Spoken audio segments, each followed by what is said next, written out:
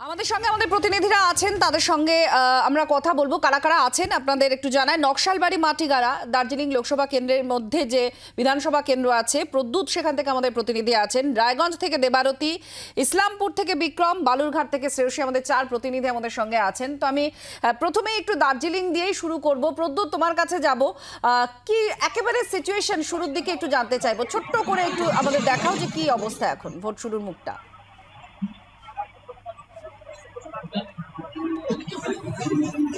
দেখো,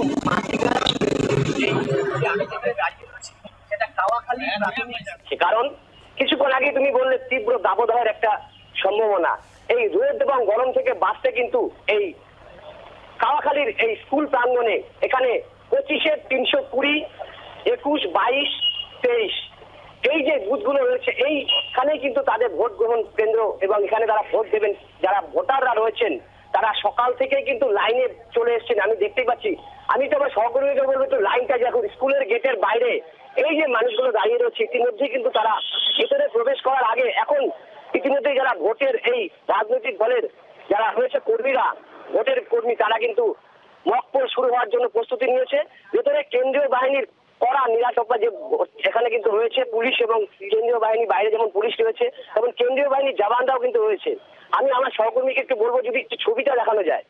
এই কেন্দ্রীয় বাহিনীদের জওয়ানদের নিরাপত্তা কিন্তু কড়াকড়ি হয়েছে এবং বাইরে আরেকটু যদি ছবিটা আমি একটু আমার সুবোধকে বলবো যে এই যদি একটু দেখানো যায়, এই যে তারা কিন্তু বাইরে সবাই এই যে দাঁড়িয়ে রয়েছে সব সকাল থেকে। আমি যদি সরাসরি একটু কথা বলে নেই একটু আমাদের প্রদ্যুৎ, তুমি আমাদের ছবিটাই দেখাও, আমরা ছবি দেখতে দেখতে আরো মানুষের সঙ্গেও কথা বলবো। কিন্তু এই মুহূর্তে আমরা সরাসরি এবার চলে যাব রায়গঞ্জে। দেবারতী আমাদের প্রতিনিধি আমাদের সঙ্গে রয়েছেন। দেবারতী, একটু রায়গঞ্জের ছবিও দেখতে চাইবো, কারণ সকাল সকালই মানুষ দেখছি লাইন দিয়ে ভোটের লাইনে দাঁড়িয়ে পড়েছেন। তোমার ওখানেও কি একই ছবি?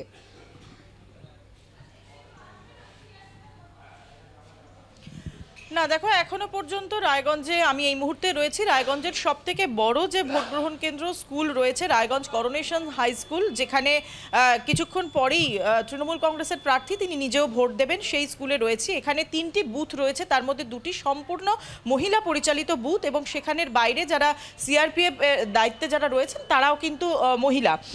এবং এই মুহূর্তে রায়গঞ্জ লোকসভা কেন্দ্রে প্রায় 1730টি বুথ রয়েছে এবং যেখানে প্রায় আজকে 18 লক্ষর কাছাকাছি ভোটার তারা কিন্তু আজকে ভাগ্য নির্ধারণ করবেন মূলত 3 প্রার্থীর। এবং যেরকমটা বলছিলাম যে গতকাল থেকেই যে 3 প্রার্থীর মধ্যে তৃণমূল কংগ্রেসের প্রার্থী তিনি নিজেই এই রায়গঞ্জ থেকে ইতিমধ্যেই এমএলএ এবং আরও বিজেপির যিনি প্রার্থী রয়েছেন তিনি কিন্তু একেবারেই একটা অন্য ঘরানা থেকে 2020 সালে তিনি এই বিজেপিতে যোগদান করেছেন এবং সেই জায়গায় দাঁড়িয়ে দুজনেই সন অফ দ্য সয়েল বলে তারা নিজেদেরকে দাবি করছেন এবং তারা দুজনেই মুখোমুখি লড়াইতে রয়েছেন। কিন্তু কংগ্রেস তারাও কিন্তু এবারে যথেষ্ট এখানে একটা গুরুত্বপূর্ণ ভূমিকা পালন করছে। তার কারণ হলো যে কংগ্রেস এবারে তারা কতটা ভোট কাটতে পারবে, তাদের ভোট পার্সেন্টেজ কতটা থাকবে তার উপর কিন্তু অনেকখানি নির্ভর করছে যে এবারে কার ভাগ্যে শিকে ছিঁড়বে রায়গঞ্জ লোকসভা কেন্দ্রের। কিন্তু কেউ কাউকে 1 ইঞ্চি জমি ছাড়তে নারাজ, তবে প্রশাসনের কাছে চ্যালেঞ্জ হচ্ছে যতটা সম্ভব শান্তিপূর্ণভাবে পুরো নির্বাচনটাকে পরিচালনা করা এবং সেই দিক থেকে প্রশাসন দাবি করছে যে তারা সব রকমভাবে নিরাপত্তার ব্যবস্থাটা রেখেছেন যাতে সাধারণ মানুষ যারা ভোট দিতে আসবেন তারা যাতে কোনো রকম সমস্যার সম্মুখীন না হন। এখনো পর্যন্ত এখানে 21টা মহিলা বুথ করা হয়েছে, যার মধ্যে 2টিতে আমরা দাঁড়িয়ে রয়েছি এবং আর কিছুক্ষণ পর থেকেই 7টা থেকে ভোট গ্রহণ কেন্দ্র শুরু হবে। এবং তুমি কিছুক্ষণ আগে যেটা বলছিলে রায়গঞ্জ তার মধ্যে অন্যতম, গোটা উত্তর দিনাজপুর জুড়ে আমরা গতকাল থেকেই দেখছি যে ব্যাপক একটা তাপপ্রবাহ রয়েছে এবং আজকে এখানে কার্যত তাপপ্রবাহের রেড অ্যালার্ট জারি করা রয়েছে। স্বভাবতই বেলা বাড়ার সঙ্গে সঙ্গে ভোটারদের লাইন যে কিছুটা কমতে শুরু করবে এটা বলাই বাহুল্য, সুতরাং সকাল সকাল ভোট দিতে চাইবেন। এখন দেখার যে কত দ্রুত সেই লাইন পড়ে এবং মানুষ এসে ভোট দানে অংশগ্রহণ করেন। একেবারে আমাদের অপর প্রতিনিধি ইসলামপুর থেকে বিক্রম রয়েছেন। ইসলামপুর হচ্ছে রায়গঞ্জ লোকসভা কেন্দ্রের আরও একটি বিধানসভা কেন্দ্র। বিক্রম, কংগ্রেসের গড় হিসেবে একসময় পরিচিত ছিল এই এলাকা, তারপর ধীরে ধীরে রাজনৈতিক রং বদলেছে, এখানকার মানুষজন ভোটার হিসেবে বিজেপিকে প্রার্থী হিসেবে তারা বেছে নিয়েছেন। তো দিনভর অনেক কিছুই হয়তো আমরা দেখতে পাবো, কিন্তু এই মুহূর্তে সিচুয়েশন একটু জানতে চাইবো, কারণ তীব্র গরম পড়ছে, আরও পড়বে এমনটাই বলা হয়েছে। কি ছবি? একেবারে দেখো, দেবারতীয় যেরকমটা বলছিল যে এই রায়গঞ্জ লোকসভা কেন্দ্রে কিন্তু এবার ত্রিপাক্ষিক লড়াই হতে চলেছে। তার কারণ তিনটি দল, বিজেপি, অপরদিকে তৃণমূল কংগ্রেস, অপরদিকে বাম কংগ্রেস জোট, তিনটি দলই কিন্তু শক্তিশালী। এবং কংগ্রেসের ক্ষেত্রে যেরকম একদিকে ভিক্টর, যিনি একজন বিধায়ক, তিনি এবার ভোটে প্রতিদ্বন্দ্বিতা করছেন, তার পাশাপাশি কিন্তু যিনি বিধায়ক ছিলেন আগে, এর পাশাপাশি তোমাকে যেটা জানিয়ে রাখবো যে বিজেপির তরফ থেকে কিন্তু এবার তাদের যে লোকসভার প্রার্থী তা পরিবর্তন করা হয়েছে। এখান থেকেই দেবশ্রী চৌধুরী গতবার নির্বাচিত হয়েছিলেন, যাকে এবার দক্ষিণ কলকাতায় দলের তরফ থেকে টিকিট দেওয়া হয়েছে। অপরদিকে তৃণমূল কংগ্রেস, তারাও কিন্তু প্রতিদ্বন্দ্বিতা করছেন। সব মিলিয়ে যেটা ইসলামপুর বা রায়গঞ্জ ক্ষেত্রে দেখা যাচ্ছে যে প্রায় 51 কোম্পানি সিআরপিএফ কিন্তু এখানে মোতায়েন করা হয়েছে শুধুমাত্র বুথগুলিকে সিকিউর করার জন্য। কিন্তু এর থেকেও যেটা গুরুত্বপূর্ণ বিষয়, যেটা প্রথম ফেজে একাধিক জায়গায় অভিযোগ করা হয়েছিল যে বুথগুলিকে কেন্দ্রীয় বাহিনী দিয়ে সিকিউর করা হলেও রাস্তায় কিন্তু কেন্দ্রীয় বাহিনীর দেখা মিলছিল না, বা পেট্রোলিংয়ের ক্ষেত্রে বা বিভিন্ন যে সমস্ত কিওয়ার্ডটিগুলো থাকে সেখানে কিন্তু কোনো রকমভাবেই কেন্দ্রীয় বাহিনীকে দেখা যাচ্ছিল না। এবার যেটা আমরা জানতে পাচ্ছি যে 51 কোম্পানি যেরকম এই বুথগুলিকে সিকিউর করবে, পাশাপাশি আরও 51 কোম্পানি কেন্দ্রীয় বাহিনীকে কিন্তু শুধুমাত্র কুইক রেসপন্স টিম হিসেবে রাখা হচ্ছে, যারা বিভিন্ন এলাকায় এলাকায় টহল দেবেন, বিভিন্ন গ্রামের প্রত্যন্ত জায়গায় তারা টহল দেবেন, যাতে ভোটাররা কোনো রকমভাবে তাদেরকে ভয় দেখানো না যায়, তাদেরকে যাতে বুথমুখী হতে কোনো রকমভাবে বাধা না দেওয়া যায়, সেই কারণেই এই ডিপ্লয়মেন্ট করা হয়েছে, এমনটা আমরা জানতে পাচ্ছি। আপাততভাবে কিন্তু আর কিছুক্ষণ বাদেই ভোট গ্রহণ প্রক্রিয়া শুরু হবে সকাল 7টা থেকে। তার আগে এখনো পর্যন্ত কিন্তু সেই অর্থে কোনো অভিযোগ বা এই ধরনের কোনো ঘটনার কথা এখনো পর্যন্ত শোনা যায়নি।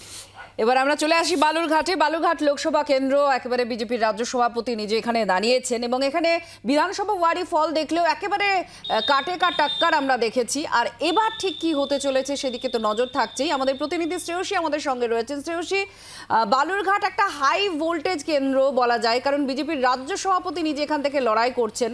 সকাল সকাল ভোটাররা লাইন দেবেন এটাই আশা করা যায়, কারণ গরমের জন্য। তো এই মুহূর্তের একটু ছবি জানতে চাইবো। আর আপাতত রাজনৈতিক চর্চা কি রয়েছে এসএসসি?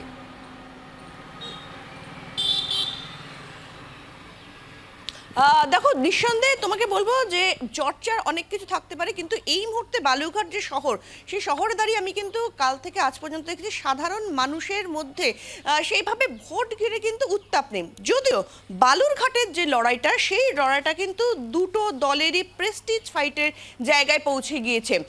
সেক্ষেত্রে তোমাকে বলে রাখি, প্রেস্টিজ ফাইটের মূল কারণ এক দলের রাজ্য সভাপতি আর এক দলের মন্ত্রী, দুজনেই কিন্তু এখানে মুখোমুখি, অর্থাৎ বিজেপির রাজ্য সভাপতি সুকান্ত মজুমদার এবং বালুরঘাটে তৃণমূল কংগ্রেসের যে প্রার্থী তিনি হচ্ছেন বিপ্লব মিত্র, রাজ্যের মন্ত্রী।